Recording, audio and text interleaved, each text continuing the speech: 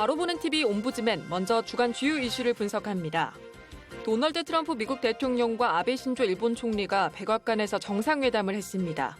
두 나라 정상은 북한의 핵과 미사일 위협 중단을 한 목소리로 촉구했습니다. 또한 남중국해 영유권 분쟁 등에 공동 대응하기로 했습니다. 박영수 특검팀이 청와대 압수수색 거부에 대해 법적 대응에 나섰습니다. 특검이 행정소송으로 돌파구를 마련하면서 다음 주쯤 법원 판단이 나올 것으로 전망되고 있습니다. 전례 없는 선택을 해야 하는 법원은 장고에 들어갔습니다. 전국 곳곳에서 AI에 이어 구제역이 발생하면서 축산농가의 한숨이 깊어지고 있습니다. 사상 처음으로 두 종류의 구제역이 동시에 발생한 가운데 백신 접종이 제대로 이뤄지지 않았고 물량도 부족한 것으로 알려졌습니다. 이번 사태가 예고된 인재였다는 지적이 나옵니다. 대선 주자 여론조사에서 민주당 문재인 전 대표는 29%, 안희정 충남지사는 19%로 나와 두 사람의 격차가 크게 줄었습니다. 황교안 권한대행은 국회 대정부 질문에 출석해 대선 출마 질문에 지금은 국정 안정화에 전념하고 다른 생각이 없다고 답했습니다. 안녕하십니까. 바로 보는 TV 옴부즈맨 이승준입니다. 지난주 연합뉴스TV에서는 박영수 특검팀의 박 대통령 대면조사 무산과 대권 주자들의 움직임 등 국내의 각종 뉴스를 발빠르게 전했는데요. 오늘은 뉴스 리뷰, 뉴스 20 라이브 투데이를 살펴본 이정훈 시청자 평가원의 의견 함께하겠습니다. 먼저 뉴스 리뷰에 대한 모니터 내용부터 만나보시죠.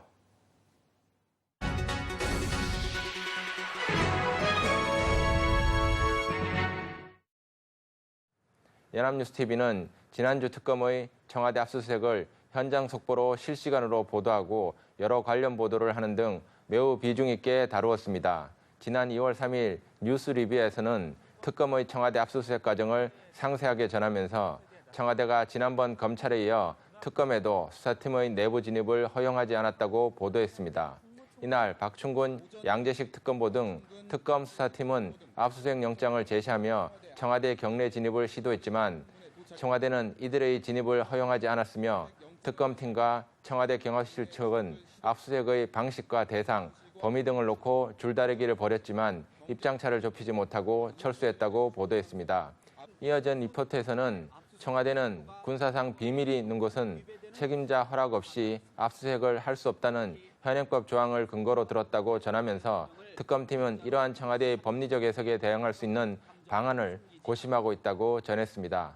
또 청와대는 박영수 특별수사팀의 경내 압수수색 시도에 대해 헌법에 위배된 것이라고 강력 비난했고 특히 헌법상 소추가 금지된 박 대통령을 피의자로 적시한 것에 대해 크게 반발한 것으로 전했습니다. 황교안 권한대행도 청와대 압수수색의 허가 권한은 대통령 비서실장과 경호실장이 있다고 밝히면서 특검의 경내 압수수색 협조 요청에 사실상 불가 입장을 표시한 것으로 분석하였습니다. 따라서 특검팀이 청와대 압수수색을 재차 시도하더라도 경내 진입은 어려울 것이라고 전망했습니다. 지난주 특검의 청와대 압수수색은 전례가 없는 사안인 만큼 정치적으로나 법리적으로 매우 예민한 사안이라고 할 수 있습니다. 또 현직 대통령이 피의자로 적시되고 청와대가 범죄 현장으로 강조된 것은 국민 정서상 상당히 혼란스러운 일이 될 수도 있습니다. 국민들은 청와대가 매우 중요한 국가적 보안시설인 것을 인정하면서도 법률적 잣대를 절대적으로 피할 수 있는 치해복권 지역으로도 생각하지 않을 것입니다. 이번 사안은 일반 시민들의 상식과 법률의 괴리가 존재하는 사안이고 법률 전문가들의 의견도 나누어질 정도로 복잡한 사안이라고 할 수 있습니다. 따라서 특검의 압수수색의 논리와 청와대의 반대 논리를 보도에서 병렬적으로 나열하기만 한다면 일반 시청자들이 이번 사안을 이해하는 데 매우 답답하게 느낄 수 있습니다. 언론이 이번 사안을 단순하게 탄핵이라는 정치적 과정의 부속물로만 다루기보다는 대통령, 족계는 청와대라는 매우 정치적으로 상징적인 대상을 어떻게 법리적으로 규정하고 접근해야 되는지에 대한 사례를 만드는 과정으로 살펴볼 필요가 있다고 생각합니다. 특히 최근 어수선한 시국에서는 많은 사안들을 정치적으로 재단하는 경향이 높을 수 있는데 언론은 이런 시기일수록 민감한 사안을 보도하기 위해서 보다 더 냉정하고 장기적인 관점을 가지고 보도할 필요가 있습니다. 네, 뉴스 리뷰를 살펴본 이정훈 시청자 평가원의 의견 함께했는데요. 뉴스 20 라이브 투데이는 어떤 평가를 받았는지 만나보시죠.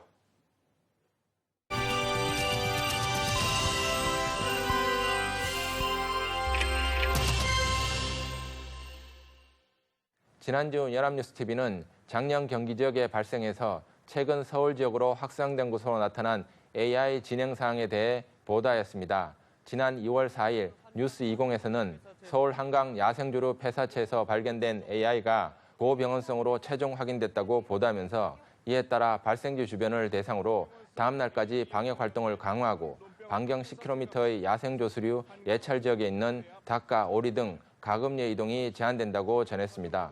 야생조수류 예찰 지역으로 서울시 중량구와 성북구, 마포구와 관악구, 서초구, 강동구 등 19개 구가 포함되었고 해당 지역에서는 가금류의 반출뿐만 아니라 가축 분뇨, 알 등의 이동도 제한된다고 전했습니다.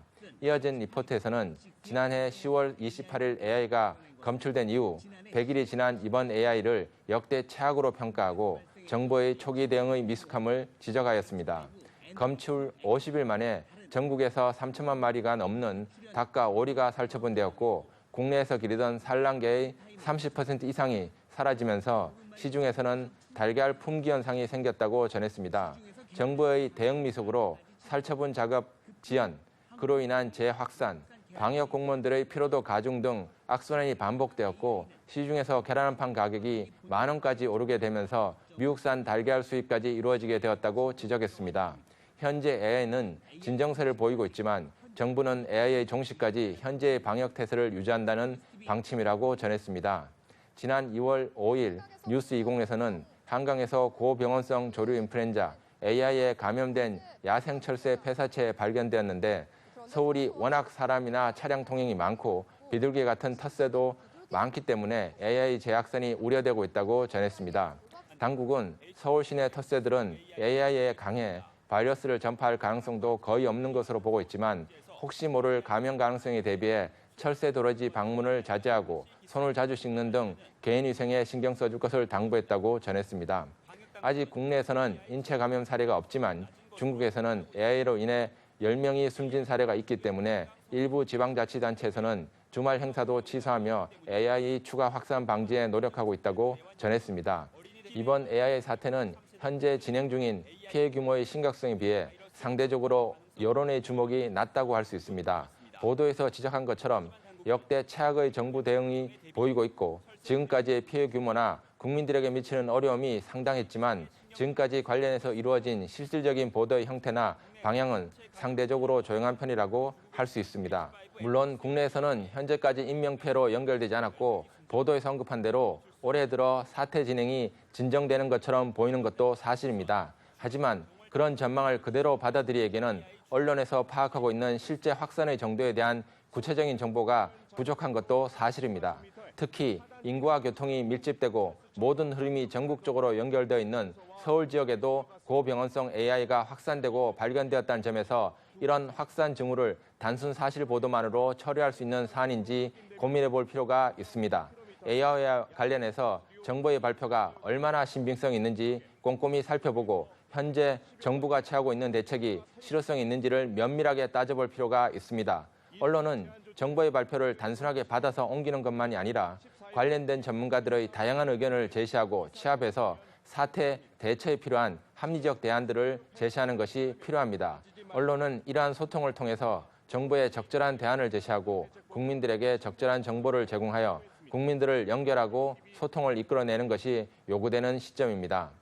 지난주 연합뉴스TV 라이브투데이 라이브 이슈에서는 국내외적으로 큰 반향을 불러온 트럼프 미 대통령의 반이민 행정명령에 관한 뉴스를 다루었습니다. 지난 1월 31일 라이브투데이 라이브 이슈에서는 이슬람권 7개국을 테러 위험국으로 지목하고 해당 7개국과 국민 전체의 미국 입국을 제한하기로 한 도널드 트럼프 미 대통령의 반이민 행정명령으로 미국을 포함한 전 세계가 혼란에 빠졌다고 전했습니다. 갑작스럽게 발표된 이번 행정명령으로 현재 미국에 거주하고 있는 사람들도 미국 입국이 어렵게 되었다고 전했습니다. 백인 노동자층의 지지를 기반으로 하는 트럼프 대통령의 이번 제출로 구글 등의 실리콘밸리 IT 기업들이 인력 관리의 어려움을 이유로 크게 반발하고 있다고 보도했습니다. 또한 특정 국가 국민 전체에 대한 입국 금지에 대해 이란뿐만이 아니라 영국 같은 나라에서도 반인권적이라는 이유로 크게 반발하고 있다고 전했습니다. 지난 2월 1일 라이브투데이 라이브 이슈에서는 미 트럼프 대통령이 이번 반이민 행정명령에 반발한 법무장관 대행을 해임하고 이에 반대하는 외교관들에 대해서도 강력하게 대처하는 등 관공으로 나가고 있다고 전했습니다. 또 이번 행정명령에 반발하는 시위가 미 전역으로 확산하고 있지만 여론조사 결과는 57%의 응답자가 이번 행정명령에 찬성하는 것으로 나타났다고 전했습니다. 역대 최저 지지율로 임기를 시작한 트럼프 대통령은 취임 초기 국민의 통합을 지향하기보다는 과격하다고 평가받고 있는 자신의 공약을 속전속결로 실천하고 있다고 지적하고 이에 민주당도 신임 장관 인증투표에 전면적 보이콧을 선언하는 등 한동안 미국 정계는 강대강 대결 구도로 진행될 것으로 예상하였습니다. 미국의 이민 정책에 대한 뉴스는 일반적으로 국내에서는 크게 관심이 높은 사안이 아니고 국내 언론에서도 많이 다루지 않았습니다. 이번 트럼프 대통령의 반이민 행정명령에 대한 보도는 이런 경향을 고려할 때 이례적으로 차분하게 관련 사안을 설명하고 이 행정명령에 대한 미국 내 반응이나 국제사회의 반응에 대해 살펴봤다는 점에서 의미 있는 보도였다고 할 수 있습니다. 또한 이번 행정명령을 둘러싼 미국 내 움직임이나 트럼프 대통령의 반응 형태를 살펴봄으로써 최근 취임한 트럼프 미 대통령의 전국 운영 성향을 참고할 수 있다는 점에서도 많은 시청자들이 관심을 가질 수 있는 보도였다고 할 수 있습니다. 반면 반이민 행정명령을 통해 얻을 수 있는 정치적 이득이 불확실할 수 있다는 점에서 이번 조치로 트럼프 미 대통령이 현실적으로 원하는 의도나 얻을 수 있는 성과에 대한 설명이 추가적으로 제시되었다면 보다 더 유익하고 재미있는 보도가 될 수 있었습니다. 특히 외향적으로 행정명령에 반발하는 미국 내 움직임이 활발하지만 또 동시에 이번 조치를 지지하는 비율도 상당히 높다는 점에 대한 설명이 부족한 것은 아쉬운 점이었습니다. 미국의 대통령제는 한국과 유사한 점이 많은 것도 사실이지만 실질적으로 운영하는 관점에서는 뚜렷한 차이를 가지고 있습니다. 따라서 이러한 현실적인 정치 사례를 통해서 그러한 차이를 설명할 수 있었다면 시청자들이 이번 보도를 통해서 단순히 미국의 국내 정치를 이해하는 것만이 아니라 한국의 정치 과정을 이해하는 데에도 보다 유용할 수 있었습니다.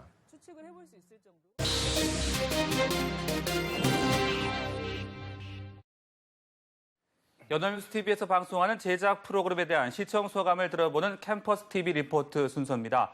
오늘은 명품 리포트 맥을 살펴본 명지대학교 영어영문학과 서윤재 학생 나와 있습니다. 안녕하십니까? 안녕하세요. 네, 명품 리포트 맥을 시청했다고 들었는데요. 어떤 느낌 받으셨어요? 네, 명품 리포트 맥은 매주 일요일 오전 8시 30분에 방영하는 프로그램으로 한 주간의 정치, 경제, 그리고 사회적 이슈를 전하는데요. 보도국 기자들의 날카로운 분석과 입체적인 전망을 통해 한 주간 뉴스의 흐름을 다각도로 짚어주고 있습니다. 지난 2월 5일 방영한 명품 리포트 맥은 격동의 대선 레이스 양상과 기업 소식, 그리고 우리 사회의 재난 대응 문제점을 다뤘습니다. 그럼 자세한 모니터 내용 지금부터 전해드리겠습니다.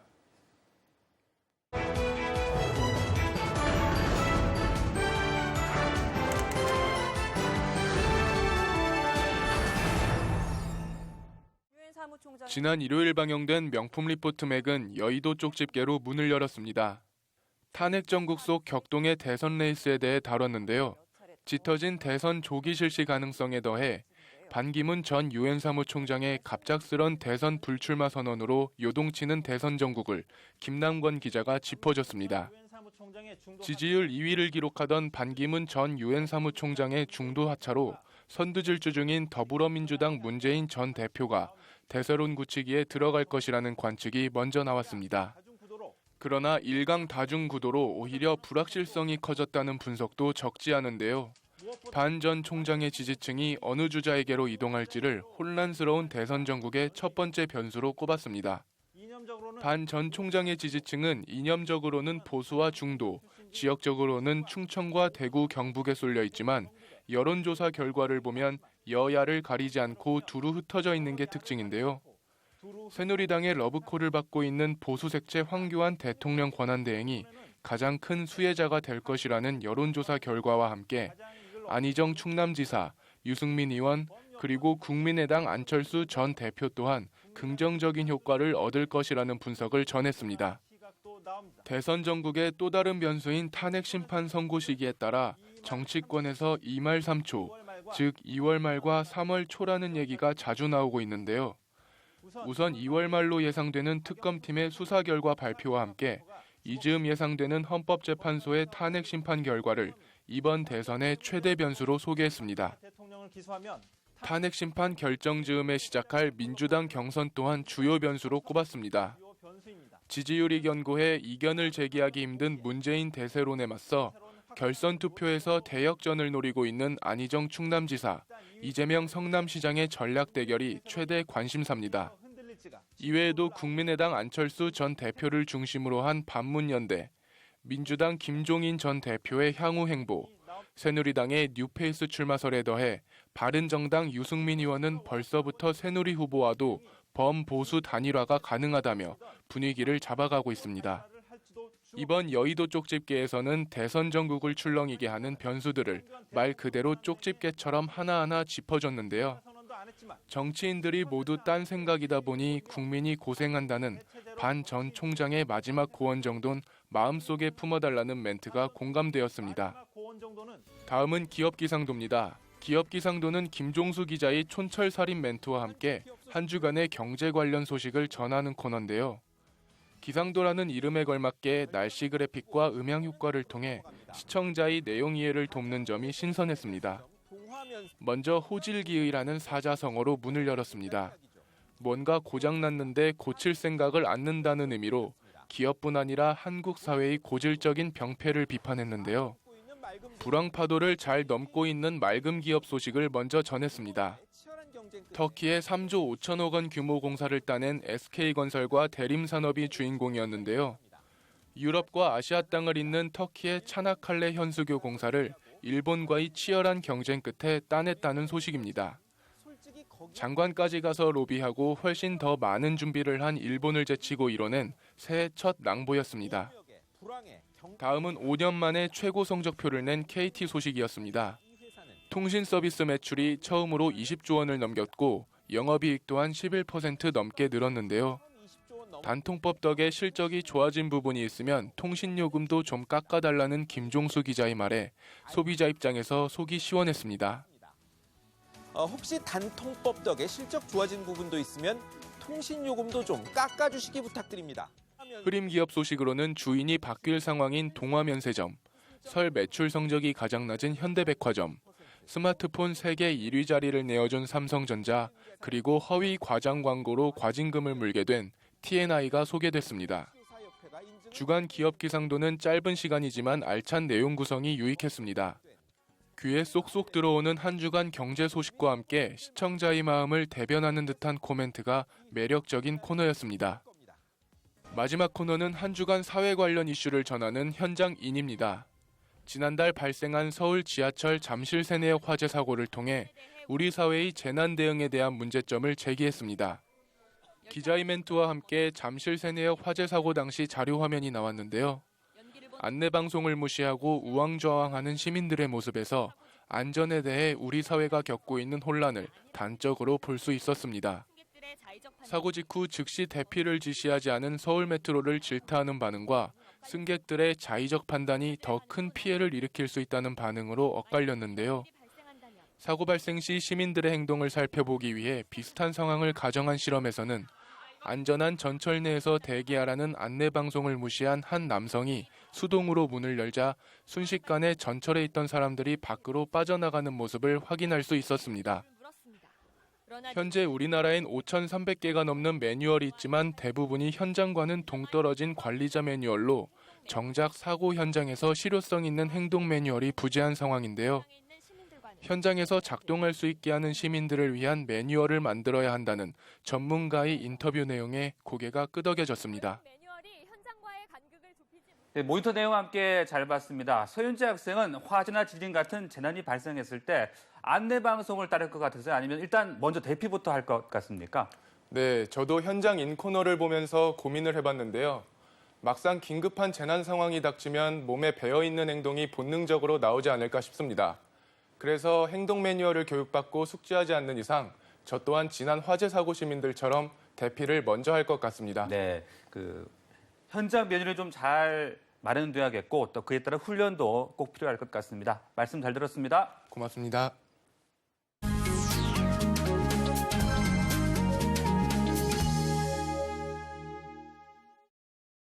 박영수 특별검사팀이 출범한 지 50여일이 지나 이달 말이면 특검 활동 기간이 종료됩니다. 그동안 특검팀은 최순실 국정농단 의혹에 대해 바닥부터 샅샅이 훑고 마침내 지난 9일 박근혜 대통령을 대면 조사하려 했지만 결국 무산됐습니다. 특검과 박 대통령 측의 강대강 대치가 계속되고 있는 상황인데요. 오늘 TV와 비평 시간에는 박영수 특검팀의 앞으로 행보와 특검의 활동 기간 연장 등을 우리 언론들 어떻게 보도하고 있는지 자세하게 알아보겠습니다. 동아방송예술대 방송보도제작과 정은희 교수 나와 계십니다. 안녕하십니까? 안녕하십니까? 네, 박영수 특별검사팀이 지난 9일 박근혜 대통령을 대면 조사를 했지만 결국 무산됐습니다. 네. 이와 관련해서 특검팀과 박 대통령 측 입장에 대해 우리 언론들 어떻게 보도를 하고 있습니까? 네, 당초 이 박영수 특별검사팀은 현직 박근혜 대통령 측과 대면 조사를 조율하고 있었으나 여러분도 아시다시피 사실상 무산이 됐습니다. 언론에서는 이에 대해 일제히 보도를 하고 있습니다. 박근혜 대통령에 대한 대면 조사가 한 차례 무산된 가운데 이 특검팀과 박근혜 대통령 측의 신경전이 팽팽하다는 보도가 이루어지고 있습니다. 먼저 특검 측의 입장에 대해서는요, 특검은 대면 조사를 기본 원칙으로 고수하고 있는 것으로 전해집니다. 박영수 특별검사팀은 대통령 측 변호인과 사전 접촉을 통해 시간, 장소, 방법 등에 대해서 대통령 측의 요구를 그대로 수용했다고 밝혀왔습니다. 이를 언론에서도 보도하고 있으며 특히 박 대통령에 대한 대면 조사는 특검법 제12조에 따라 공개할 수 있는 사항이지만 조사 후에 공개하기로 했다는 내용도 언론에서 보도가 됐습니다. 언론은 이를 두고 박 대통령 측이 대면 조사 날짜가 공개된 것을 두고 특검에 항의를 하면서 예정된 대면 조사가 무산된 것에 대한 반론이라고 언급을 하고 있습니다. 또한 특검팀은 대면 조사 일정을 유출한 적이 없다고 하면서 향후에 이러한 논란이 될 소지가 있는 부분은 줄이겠다고 밝혔다고 보도가 되고 있습니다. 청와대 입장에 대해서도 알아보겠습니다. 박근혜 대통령 측은 8일 대면 조사 일정이 언론에 보도된 것과 관련해서 특검의 강력한 항의의 뜻을 전달한 것으로 밝혀졌죠. 박 대통령 측은 특검은 그동안 피의 사실을 누설하고 수사 기록이나 증거물을 통째로 이 언론기관에 유출해왔다는 것을 언급했다며 언론은 보도를 하고 있습니다. 대통령 변호인단은 그동안 특검의 피의 사실 유출로 인한 명예훼손 등 인권 침해 사례와 특검의 태도에 대해 강력히 항의한 것으로 보도되었습니다. 이번 대면 조사 역시 시간과 장소가 다소 구체적으로 유출이 되었다는 이유로 거부한 것으로 언급되고 있습니다. 박 대통령 측은 비공개 대면 조사를 강력하게 요구를 했었는데요. 첫 현직 대통령에 대한 조사이므로 모든 것을 비밀리에 하면서 아주 신중하고 정확하게 합의해서 조사하기로 한 것을 특검이 먼저 깨버렸다며 특검을 더 이상 믿지 못한다는 분위기가 보도되고 있습니다. 네, 그렇다면 박영수 특검팀이 박 대통령을 정조준하고 있는 핵심 의혹은 무엇인지 정리를 좀 해주시고요. 또 관련된 우리 언론의 보도 태도 짚어주시죠. 네, 특검이 박 대통령에게 제기한 혐의는 우선 2015년 삼성물산과 제일모직의 합병 과정에서 최순실 씨와 공모해 삼성물산 최대의 주주였던 국민연금관리공단이 합병을 찬성, 의결하도록 박 대통령의 영향력을 행사하고 거액을 지원받는 등 뇌물수수 의혹을 사고 있습니다. 또한 문화예술계 블랙리스트 작성 관리에 관여했다는 점도 의혹이 제기되고 있고요. 여기에 문화체육관광부 소속 공무원을 감찰하는 등 직권남용 혐의에 대한 연루 의혹도 있는 것으로 알려졌습니다. 박 대통령은 김영재, 박채윤 부부의 비선 진료 의혹에도 연루됐고요. 또 세월호 참사 당일 7시간의 대통령 행적에 대해서도 핵심 조사가 이루어질 것으로 전해졌습니다. 언론은 이러한 각종 의혹과 이에 대한 박 대통령과 특검의 입장에 대해서 보도를 하고 있습니다. 박 대통령은 이 같은 의혹을 줄곧 부인하고 있는 것으로 전해집니다. 특히 특검 수사가 헌법재판소의 탄핵 심판 결과에도 큰 영향을 줄 수 있다는 점에서 언론에서는 비상한 관심을 갖고 박 대통령 측이 사실관계에 대한 단순한 해명 차원이 아닌 특검의 주장을 분명하게 반박하면서 자신의 입장을 강하게 개진할 것으로 보인다고 전하고 있습니다. 그러나 이번 대면 조사가 무산이 되면서 어떠한 국면으로 가게 될지 언론에서는 신중하게 지켜보는 중입니다. 네. 박영수 특검팀은 그동안 이 문학의 블랙리스트와 관련해 김기춘 전 실장 또 조윤선 전 장관 등을 구속하는 성과를 냈는데요. 네. 반면 삼성 이재용 부회장에 대한 구속영장 청구 기각 또 청와대 압수수색 불발 그리고 네. 박 대통령 대면 조사가 무산되자 특검 조사의 한계를 지적하는 언론들도 있는 것 같습니다. 네. 특검팀이 앞으로 행보에 대해서 우리 언론들 어떻게 보도를 하고 있습니까?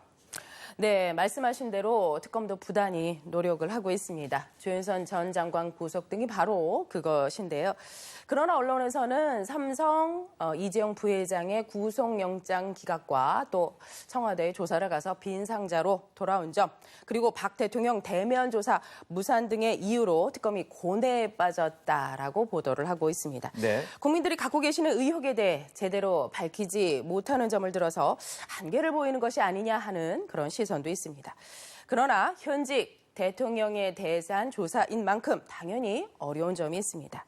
각 언론은 특검 관련 사설을 통해 특검 수사가 밀도 높게 이루어지기를 바라고 있습니다. 분주히 일하고 있는 특검에 대해 열심히 해주기를 바라는 내용의 보도가 이루어지고 있습니다. 특히 이 박 대통령의 대면 조사 무산 이후에 대부분의 언론이 특검이 제대로 역할을 할 수 있도록 더욱 힘을 실어주는 모습입니다. 정치권 역시 특검이 제 역할을 충실히 이행할 수 있도록 해야 한다는 내용들의 보도들이 줄을 이루고 있습니다. 자, 이 박영수 특검팀의 활동 기간이 네. 이달 말이면 종료가 됩니다. 그렇습니다. 특검 수사 기간을 30일 연장하기 위해선 황교안 권한대행의 승인이 필요한데요. 네. 야당에서는 황 대행의 승인이 안 될 경우를 대비해서 총 120일로 연장할 수 있는 특검법 개정안을 또 제출한 상황이기도 합니다. 네. 특검 수사 기간 연장에 대해서 우리 언론들은 또 어떻게 보도를 하고 있고 앞으로 특검팀의 행보에 대해서 바람직한 보도 태도 짚어주시죠. 네. 박영수 특별검사팀이 수사기간 연장 방침을 사실상 확정한 가운데 더불어민주당, 국민의당, 바른정당 등 새누리당을 제외한 원내 3당이 최순실 국정농단 특검 수사기간을 연장하는 데 9일 원칙적으로 합의를 했습니다. 3당은 이날 황교안 대통령 권한대행이 특검의 수사기간 연장을 요청을 거부하면 1차 수사기간을 현행 70일에서 100일 전으로 늘리는 내용을 담은 특검법 개정안을 마련하기로 의견을 모았었는데요. 말씀하신 대로 120일로 결정이 됐습니다. 네. 이는 별도의 연장 절차 없이 수사기간 자체를 늘리겠다는 의미로 해석되고 있습니다. 특검 수사기간 연장에는 많은 논의들이 오고 가고 있는데요. 언론에서는 특검 연장은 불가피하다는 입장을 내놓고 있습니다. 또한 더 늦어서도 안 되고 강한 긴장감으로 조사해야 한다는 입장입니다. 앞으로도 특검의 행보에 대해 언론은 예의주시할 것인데요. 이번 사안에 대해 국민들의 궁금증과 불안을 잘 해소할 수 있도록 특검이 제대로 역할할 수 있도록 언론의 지지와 감시가 필요해 보입니다. 특검의 입장뿐만 아니라 청와대 입장도 정확하고 객관적으로 보도해야 하며 각 당과 관계기관의 입장에 대해 균형 있는 보도를 통해 보다 공정한 보도가 이루어져야겠습니다. 네. 지금까지 박영수 특검팀의 활동과 행보에 대해서 관련 보도 자세하게 분석을 해봤습니다. 네. 교수님 오늘 말씀 고맙습니다. 고맙습니다.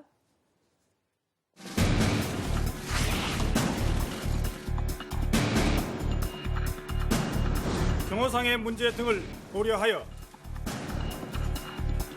시간, 장소 및 방법 등 대부분의 사항에 대하여 대통령 측의 요구를 그대로 수용하였습니다.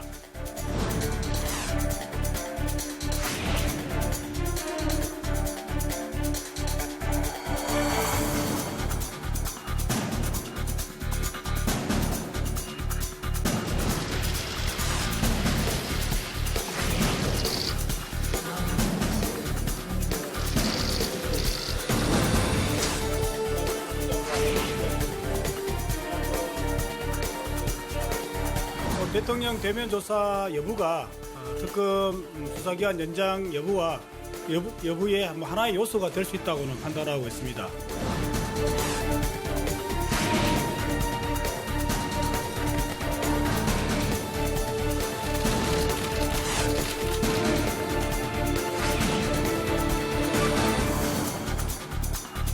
지금 단계에서 연장을 검토할 그런 상황은 아니라고 판단됩니다.